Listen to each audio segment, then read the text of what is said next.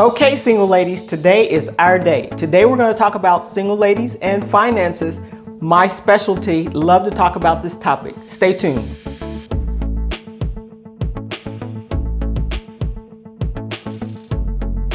I'm Adrian from Adrian's Avenue, and I'm here to help you make better decisions for a better life. Let's jump right in. As single women, let's face it, we have certain challenges out there. We face gender wage gap. That is the gap between what men make and women make for doing the same job. It is reported that we get paid 82% of what men get paid. So that means for every dollar they make, we only get 82 cents.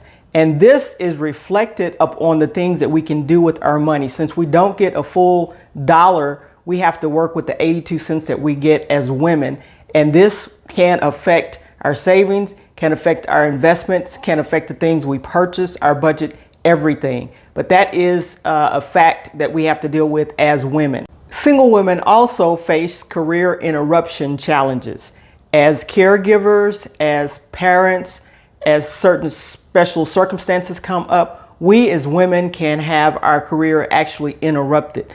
If we go out to have a baby, that would be an interruption right now. And I know that some men get leave for having children and bonding with the children, but this may affect them differently than affecting us as far as the career interruption. If we have an elderly parent, we may be expected to be the one that steps up to the plate to care for this elderly parent or siblings. But these are certain career interruptions that we as females face on a daily basis. Now, the most glaring challenge for being single, whether you're male or female, is the fact that you only have one income. You only have one source of income coming into the household. And this can be challenging because if you had dual income, someone else actually contributing to the household, you would have somewhat of a cushion maybe to do certain things or save more, invest more, plan for your future more. But if you're the only income that's coming in, your salary is the only income that you have to work with. And this is a challenge. Like I said, whether you're a single female or a single male, there's one income and it has to function within that household. So you have a whole set of bills that you have to deal with by yourself. Water bill, light bill, utilities, your living expenses, groceries. You don't share any of this with anyone. And that is probably the biggest challenge that you have as a single female coming in, is that one income that's coming into your household. Now, I know being single as a female, there are certain expectations society puts on you. You're expected to get married at a certain time. You're expected to get a home. You're expected to have children. There are just certain pressures that society can put on you or look for you to do as a single female or a female in general. And trying to meet these expectations can pull on your finances. Let's say if you're a member of some type of club or society or sorority, there are certain expectations that these people and places have on you. And if you're not meeting that, you may be looked upon poorly or maybe being outside of the group a little. There are certain trends that come out that we as ladies, when the purses come out, you know, we want to go out and get the purses. When the red bottom shoes come out and that's what's hot out there, we want to go out and get that. And that's expected. At certain churches, maybe there may be some expectation of how you're supposed to dress as a female in general. But as a single female, you don't have anyone else helping you meet the finances that the society is trying to put on you. So there are certain social expectations, and that's something that we have to deal with as single females. Now, in this area, we are getting better, but the lack of financial confidence is something that single females deal with a lot. And mainly making those decisions, those financial decisions in your life, what you need to do, and having the confidence behind them that this is the right thing to do. Because if it doesn't go well, you're the only one that's going to be blamed. If it goes well, great. But our lack of having confidence that we can make these decisions as single females without having the help of someone else to help us, a husband to help us make decisions, no one necessarily to talk to. You know, you can talk to some relatives about things, but ultimately the decision is going to be based on what you choose to do, and your finances is going to have to back that decision. So as a single female, sometimes we shy away from these financial decisions. We don't want to make them. We hesitate on making them. We delay making them. But sometimes it's something that we need to stand up to and go ahead and make. If you're purchasing a house, if you're purchasing a car, large purchases, things like that, this is something that we shy away from sometimes.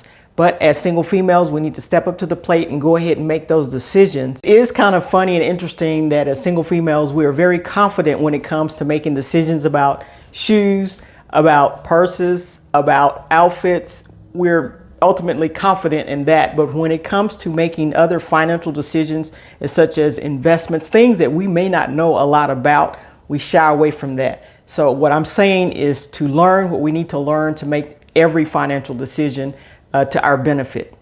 Now I'm calling on all the single ladies to go ahead, hit that like button and that subscribe button so that you can stay up to date on the latest information as it becomes available to you. And share this one out with your friends, single or married. Share this one out. Now let's stop and talk about this one income, because it is very impactful for living now as well as in the future. Having one income gives you no cushion for unexpected things that may come up, as far as a cushion for maybe saving a little bit more that you would like to save for the future. It just doesn't give you a cushion. But so it's a real thing that we have to deal with when we have that one single income, and having a budget will help with this one single income.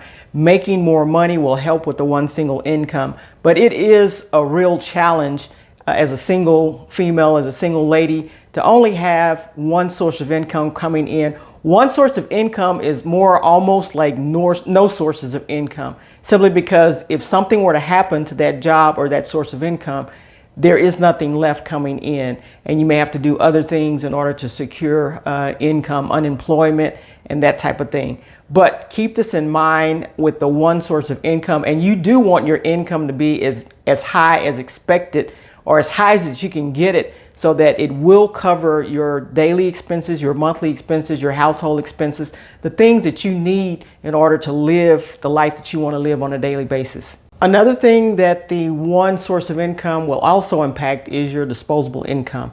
We as ladies, we like certain things and we like to spend money on certain things. And if your thing is shoes, go ahead and spend money on shoes, but that one source of income will affect that. If there were two sources of income coming into the household, you may have a little more disposable income to go out and buy the things that we like to and enjoy, you know, going out with our friends sometimes, buying the shoes, buying that bag, buying that outfit that you want, things like that, buying necklaces or jewelry, things like that. So this one source of income will affect your disposable income, because you have those bills that you must pay, that you have to pay, that you're obligated to pay. But then sometimes you want to have a little fun and buy some things just for yourself. As ladies, we like good things for ourselves. Even for the most confident financial lady, one source of income can put a strain on your financial decisions. If you normally can make financial decisions, that's great. But when you're looking at one source of income, it can make you think about a few things a little bit longer, make you want to test things a little bit longer, and just maybe talk to a few more people about things before you make that financial decisions. So it's not necessarily, in this case, a lack of confidence. You're confident in making decisions, but you know that decision rests on you, and that financial responsibility rests solely on you and your one source of income. So the one source of income is something that we need to really consider, and maybe look for ways to get a second source of income in there some kind of way. As single ladies, we also need to shuffle our schedule, our work-life priorities. There are things in work we have to get done, and there's things at home we have to get done. So coming home, we have to do chores at home, the housework that we have to do. If we have a child we need to care for, that's going to impact our time at home. So there are things that we need to get done at work, as well as things that we need to get done at home. And so it's incumbent upon us to value our time and make the most of our time. But this is a challenge if you are single, especially if you're a single female, because we like our house in a certain order. And when things get out of hand and things get a little messy around the house, it affects us. It affects our mentality. It affects how we feel about ourselves. It affects how we feel about other people coming over to visit us, because we care about things like that. So single females, that's something that we need to pay attention to. So we have to learn how to prioritize our work as well as our home life as single ladies. So that you understand it's not all doom and gloom, now it's time to talk about things that will actually help us as single females. And the first thing that we want to discuss is your financial literacy. You need to know about finances. You need to know about budgeting. You need to know about saving, spending, giving, investing. You need to know about all of these. You need to know about long-term planning. These are things that as females, especially single females, that we cannot rely on someone else to do for us. It's kind of like taking care of your body, taking care of your health. You can get information from your doctor, but ultimately your body is on you, and you make those final decisions as far as what you want to do. You may want to go the natural route, or you may want to go the medical route and take pills or whatever the doctor prescribes to you. But it's on you and your body. You only have one body to care for. So your finances is really on you, and learning things about handling money, managing money, growing money, spending money. These are things that we as single females need to know and be ultra confident in. We need to know the banking system. We need to know which banks to go to, what credit union, what the interest rate is. Don't rely on other folks to tell you these things. Do the research for yourself, and then you can make your financial decisions much, much better. Such as right now, there are banks out there that will give you great interest rates for your emergency fund. Do you have your money at one of the national banks that's not giving very much? Or do you have your emergency fund at one of these online banks that are actually giving you, and you can make more money on the money that you put in for your emergency fund or your security fund? This is something that you need to know. No one's going to sit you down and tell you this. You need to research it for yourself. And so get to know the finances, just like you get to know fine clothes, just like you get to know nice fine purses and shoes. Get to know about finances. It won't take you that long. Information is out there all over the place.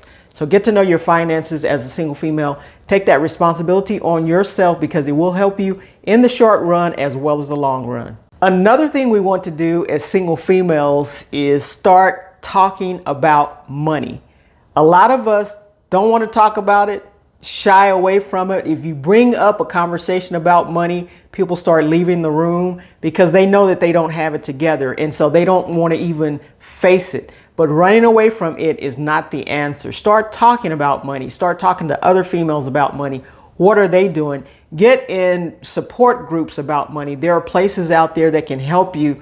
There are probably some online places or people on Facebook that you can talk to or join to talk to about money as a single female. And this is something that we need to start doing more of, because running away from the problem is not going to solve it, ladies. And so this is something that we can do and help ourselves. So start talking more about money.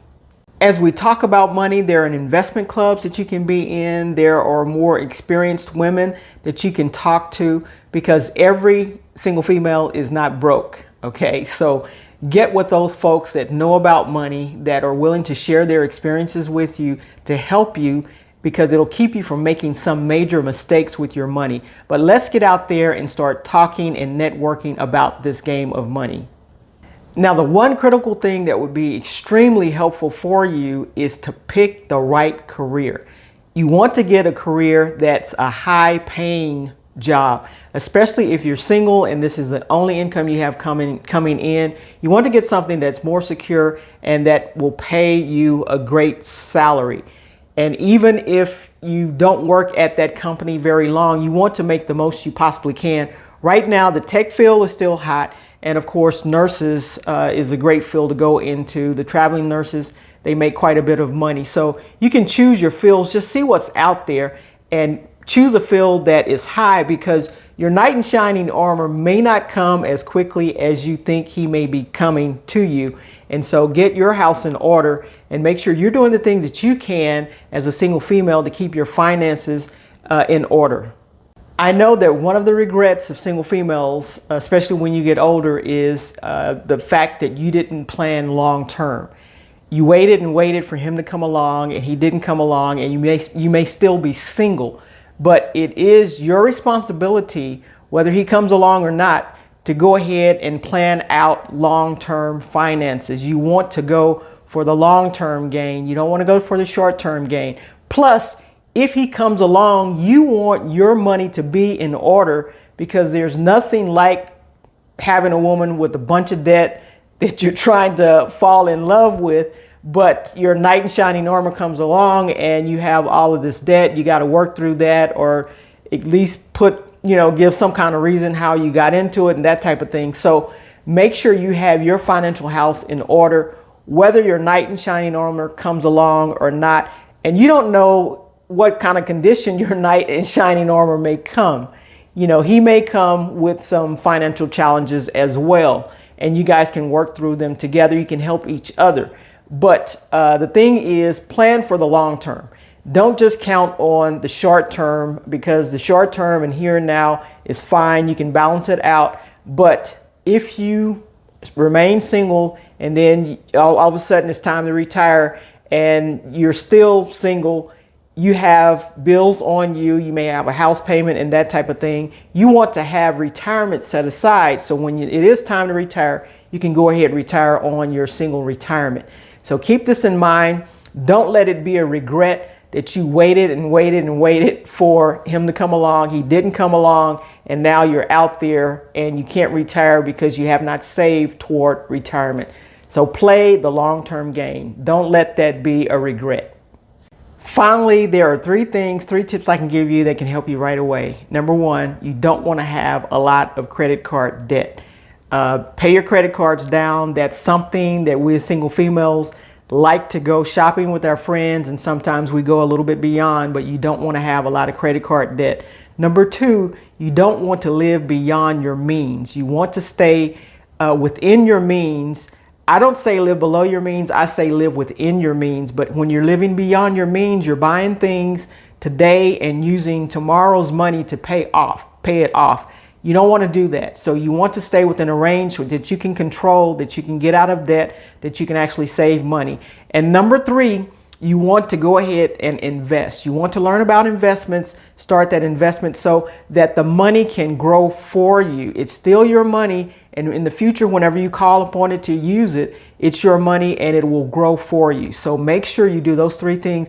You can start that today. Getting out of debt, living within your means, and investing. Start it today. Don't delay it. Put it on your list of things to do today. I'm challenging you right now. Go ahead, start making those better decisions for a better life.